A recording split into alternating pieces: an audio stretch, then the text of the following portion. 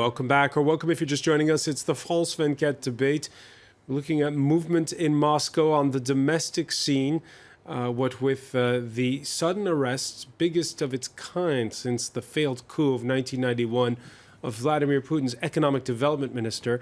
And there's movement on the world scene, what with that election 1 year ago of Donald Trump. We're talking about with former German ambassador to NATO, Joachim Bitterlich, journalist Dmitry Dukochko. Welcome back, sir. Welcome back as well to Alexei Prokopiev of Russie Liberté, a human rights advocacy group, and from the U.S. Capitol, Anna Borshchevskaya of the Washington Institute's think tank. To think it was 1 week ago that the world woke up to the election results from the United States. Some may have gasps, but certainly not the men and women of the Duma, and we saw hearty cheers on the news that Donald Trump had been elected. Vladimir Putin, one of the first world leaders to congratulate the new president-elect.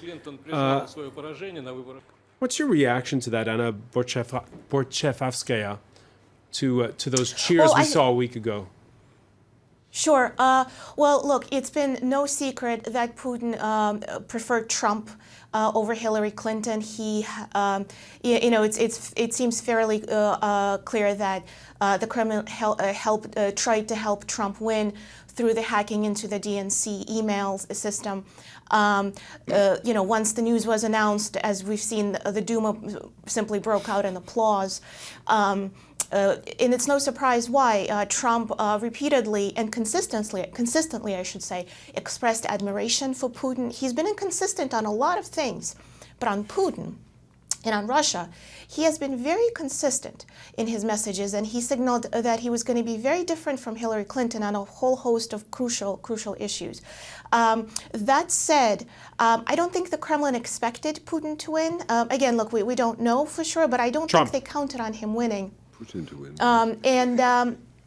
Now that that's happened, they're certainly going to have to deal with him, because rhetoric is one thing, but now that he's president-elect and soon to assume office, they're actually going to have to deal with each other. There's a lot of unpredictability with Trump. He's volatile and unpredictable, and we just don't know where he stands on many issues. That said, he certainly made things about Russia fairly clear.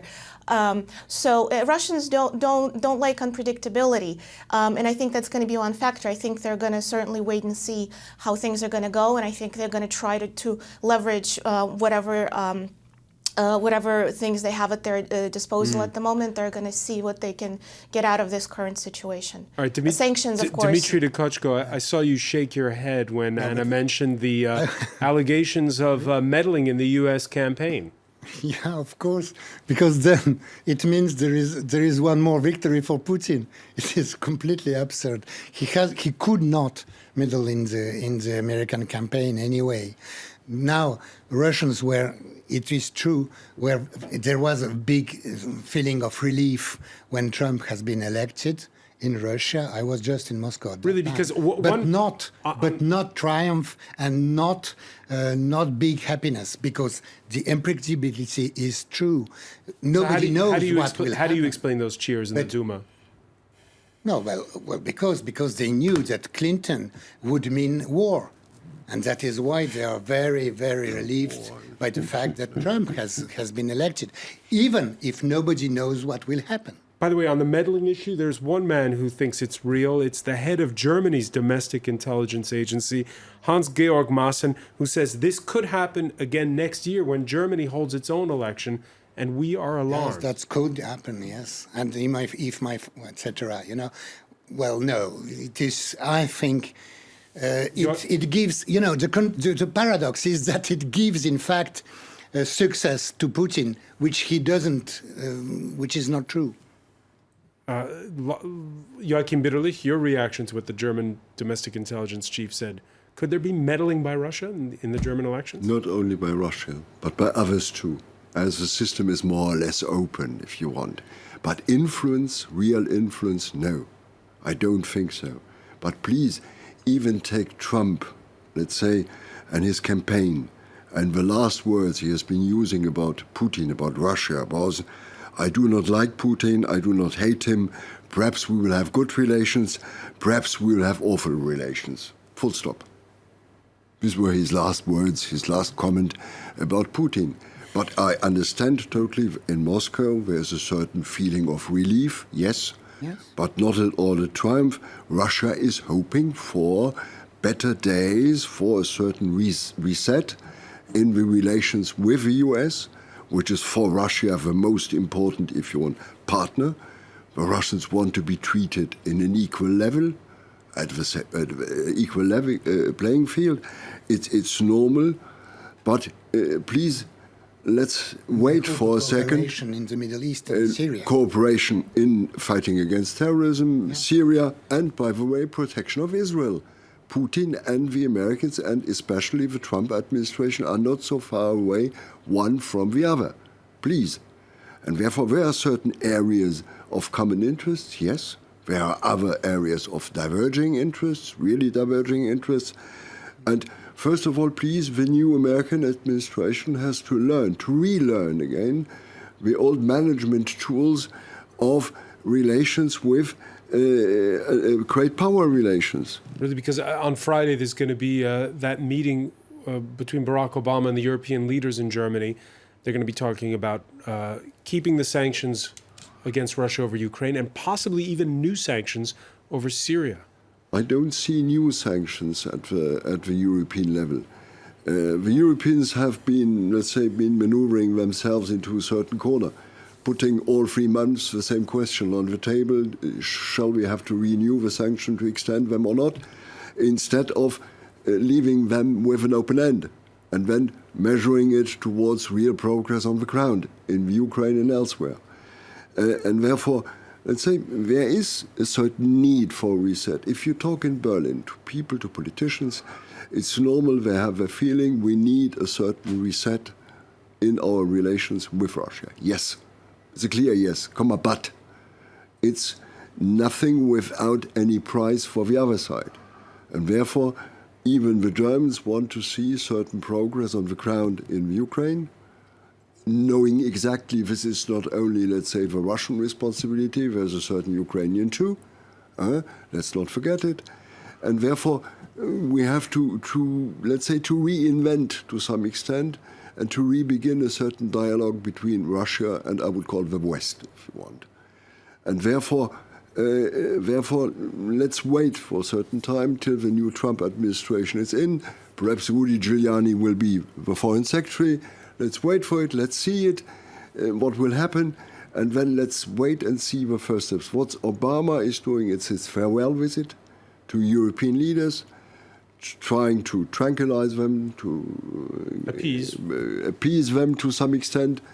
In his idea, Trump will not change totally the American foreign policy, to a limited extent perhaps, yes, but not really. Let me ask Alexei Ulyukayev on this, because do you agree with Ambassador Bitterlich that we should enter a Trump administration with an open mind, and there is this need right now for a reset to get things moving?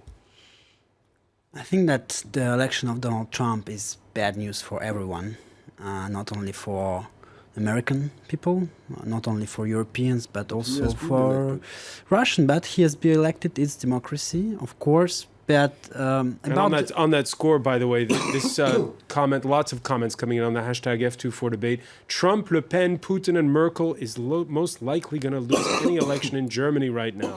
It's a new world order. Well, about links between Trump and Putin and Kremlin. Well, Kremlin just acknowledged that the fact that there had been links already during the campaign, and also if you read Russian press and if you read Russian Putin, of course, there was a huge celebration after the Trump's win. About the financial links also before the Trump's election and before when he ran for the president, there were clear links, but also... picking up on Joachim Bitterlich's point, now, regarding the situation in Ukraine, regarding the situation in Syria, there is this need to reset things, to get things moving somehow. Well, there is always a need for debate, for clear debate, and also for clear debate based on But facts. Is there an opportunity with the arrival of Donald Trump in that respect? I think that first of all, there is the question of sanctions.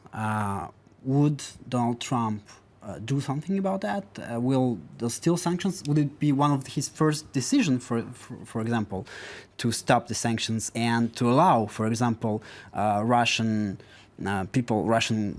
Kremlin's responsibles, people who are accused of crimes against humanity and people who are accused about corruption, one of the other subjects, will he allow them to come to the United States? It is the first question. And second question, well, we just talked about corruption, we just talked about the Kremlin's politics, people who play politics inside the Kremlin. Well, look at Donald Trump,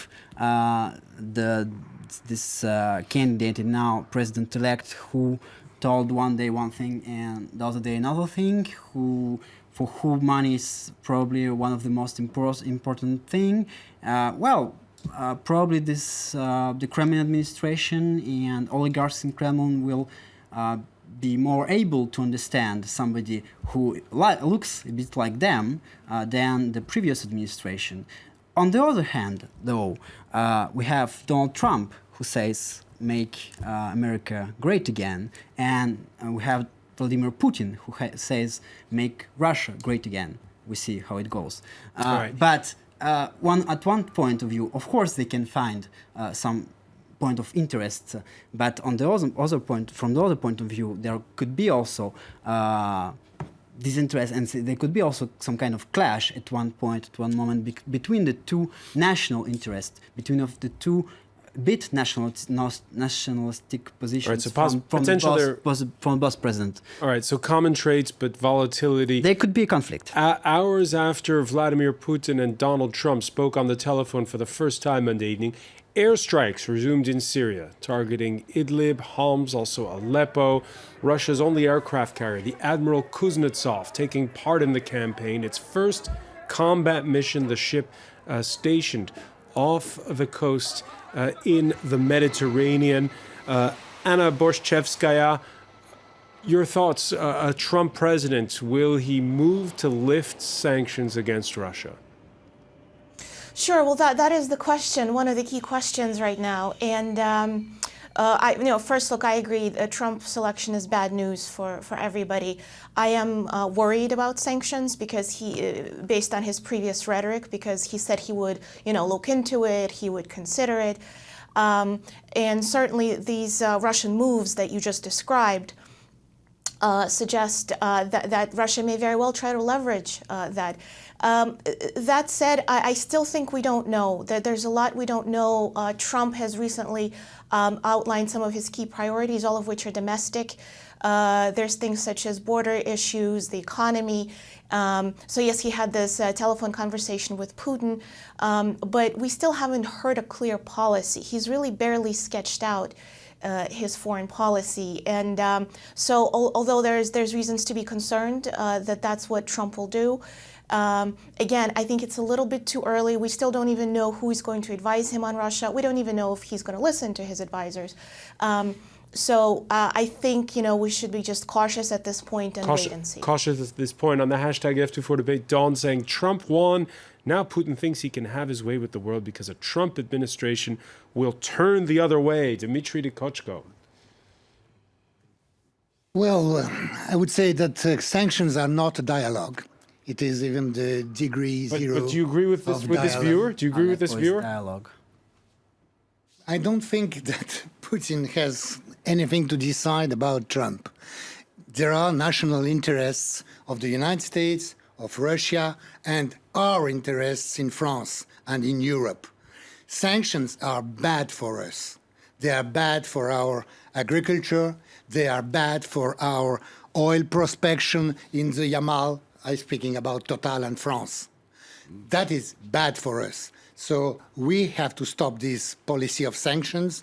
We have to cooperate with Russia, which is a part of Europe. We have to cooperate with Russia to fight terrorism, which attacks us, because it's not Russians who are shooting in the Bataclan or who are in Nice. So it means. But it is Russia. It is Russia that's funding. It is Russia that is funding. There was a referendum which has been there was not a Of course, referendum. yes. It was not There democratic. was, You know there it. was You know a it better than me. referendum, Probably. 96%. It was not a Go to referendum. There were Crimea. 30. There were 30 voting polls. Any one of you it can was a go to parody of Crimea. It was and a you can parody of see referendum. It was an it insult to was- Crimean people. Okay, right. It was Dim- not Dim- democratic. Dim- Dmitry Anyway, Dukashko. It was a referendum. No. And Dmitry it Dukashko. wasn't that, and I have been in Crimea before. It's an insult- It was insult to Crimean Ukrainian people. Russia, though, has administration, of course. acted as a benefactor for all the political parties in Europe that are Eurosceptic. For instance, with that $9 million loan by a Russian bank given to the far-right National Front here in France, it's not- backing it's everybody not who's a anti-EU. Sorry, it's not a government, a Russian government, which has an oligarch, which has given money to, well, not given even. It was not a very, very good land, by the way, for the National Front. It was an oligarch, but it was not the government. That is one thing. All right, what is certain is Then- that the leader of the National Front, Marine Le Pen, Doesn't- she is a staunch, she is a staunch Donald Trump supporter. And a staunch supporter of Vladimir Putin. This is what she had to say when interviewed by the BBC on Sunday. As for me, the model that is defended by Vladimir Putin, which is one of reasoned protectionism, looking after the interest of his own country, defending his identity, is one that I like. Joachim Bürgerlich, your thoughts as we enter now a campaign season here in France and, as we said earlier, one next year in Germany.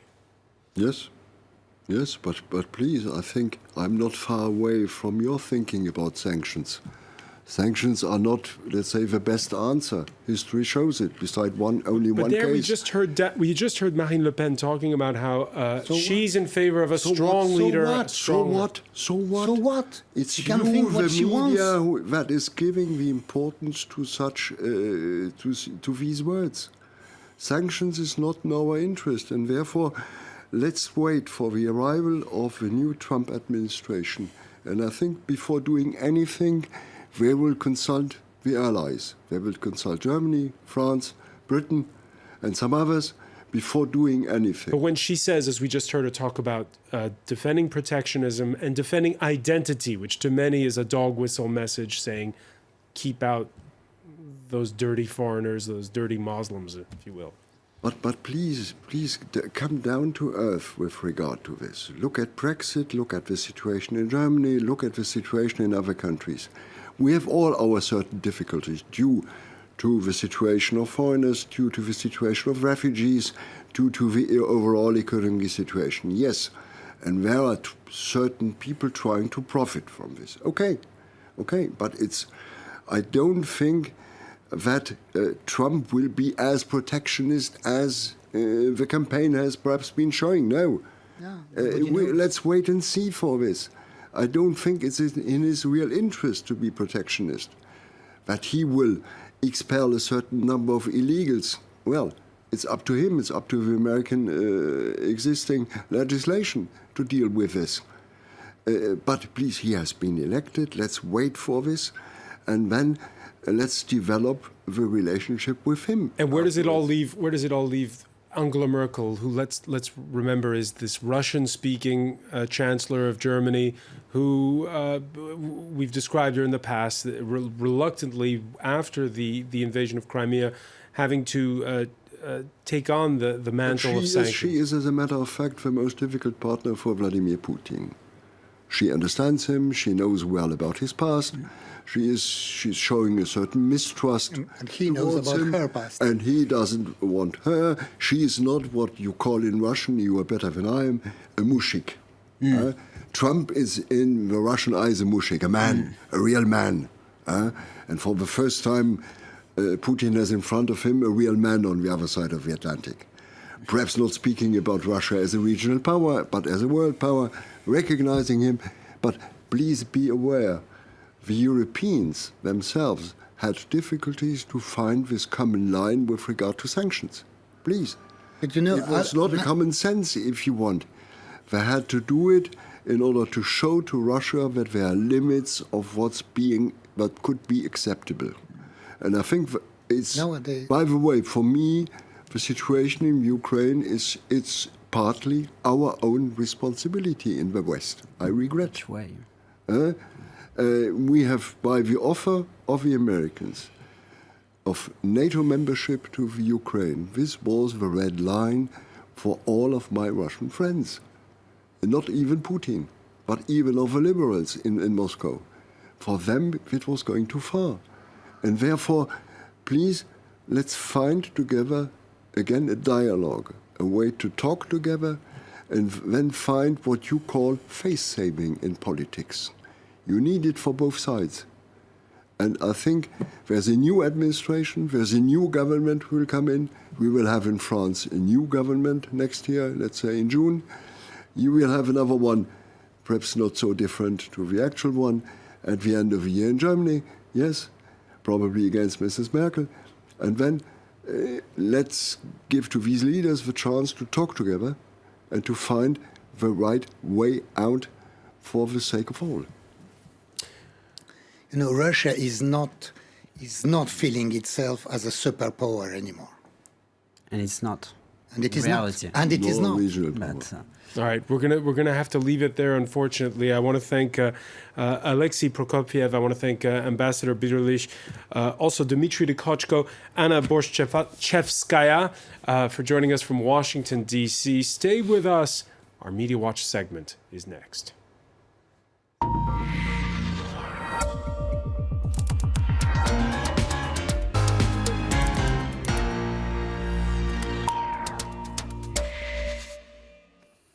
And what are we going to talk about? Let's say hello to James Green. Well, it's all eyes on Donald Trump, I suppose, still, in terms of how the chips We tried to falling. get into his head during the show. We failed. Well, maybe watch a few episodes of The Apprentice. It might give us some idea that the comparisons are being made. Let's take a look at this article in the New York Times, which is talking about his transition team being in a state of disarray. And they spoke about firings left, right and centre on Tuesday of certain people who had been appointed to that transition team, and a break from protocol, for example, speaking to world leaders without having been briefed by the State Department. So quite a critical piece in the New York Times of how he's managing his transition team. Well, Donald Trump, in typical Donald Trump style, responded via Twitter. And he said the failing of the New York Times story is so... The failing New York Times. The failing New York Times, rather, story is so totally wrong on the transition. It is going smoothly, saying that he has spoken to many world leaders, which I don't think was in question in the article. But this is the tweet that a lot of people focused on, published a few hours ago. Very organised process taking place, and I am the only one who knows who the finalists are. Now, that gave way to a lot of commentary about the fact that he used the word finalists, almost as if he's still in his role as a judge on the Apprentice, the reality TV show that he was involved in. Another person saying the finalists because our country puts reality show stars in charge of nuclear arsenals. So you can see those concerns coming back, that his temperament and his experience in reality TV, in the world of business, where he fires people, where he behaves in a somewhat erratic manner, where he tweets about it in a somewhat emotional manner, that this could be transferred over to his responsibilities. Yeah, because in the final days of the campaign, the campaign took away his Twitter account. Right. And now he's got it back. Apparently so. But he has said in quite a number of interviews that when he is in the White House, that he will be using social media a lot less and with a lot more restraint.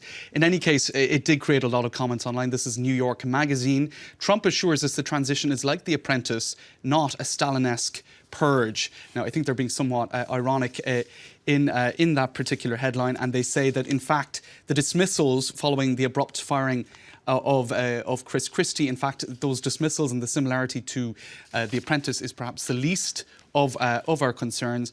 And in that article, they say the fact that he spoke, that he wasn't even aware, apparently, that he would have to replace 3,800 political appointees currently working for the Obama administration, that he wasn't even aware of that. That's a lot more worrying than his approach and his demeanour, referring to finalists a la reality TV. So there you go, still a lot on that, François. Elsewhere in France, we're looking, I suppose, at the upcoming French presidential election. A lot of comments today in the French media about various candidates starting their particular campaigns, such as Emmanuel Macron, the former budget minister, who, of course, has launched a separate bid, which is very damaging for the Socialist Party. You also have Marine Le Pen on the far right, who opened her campaign headquarters on the same road as the Élysée Palace, just a kilometre or so up the road on Rue du Faubourg Saint-Honoré, saying that it will make the move easier come May. She also, sounding very confident indeed, also unveiled a new campaign logo, and a lot of analysis of that because it's a rose, and the rose, of course, is associated with the Socialist Party, but it's a blue rose, and the blue is associated with the political right. So clearly mudding the waters and appearing as some sort of alternative to both is what she's going for. And obviously, a lot of cartoons have been paying reference to this, have been referring to this over the last few months as well, this sort of dystopian vision of what the world could look like in 2017. This is one artist in Russia who is, you can see there, I think a picture speaks 1,000 words, or even three. Not a dystopia for him. Right, but Marine Le Pen is referring to this. She's saying to this vision, Le Pen says world peace would gain from a Trump, Putin and Le Pen trio. I'll finish very quickly because there's a lot going on this. Another voice being raised in France about how Trump's influence on European politics or European diplomacy in Russia. Another voice that is being raised is Dominique de Villepin's former foreign minister. A lot of speculation that if Alain Juppé were to become president, Dominique de Villepin could return as foreign minister. He is saying Donald Trump could allow for a real renegotiation of the transatlantic treaty and a necessary reorganization of NATO. I suppose this would bring France back to pre-Nicolas Sarkozy, where they weren't fully involved in NATO on all levels, where they could resist perhaps US direction in certain NATO strategy. One word, because we're out of time. Let's turn to the former NATO ambassador. When the dust settles, is NATO going to be the same as before? NATO is changing, sir. NATO is in a transition today. And let's wait for the first meeting. And when you look back to history, the Americans have always found the right moment for a new president to meet the other leaders in NATO and reset NATO. We're going to have to leave it there. I want to thank our panel once again. Wait and see, indeed. Many thanks for joining us here in the France 24 debate.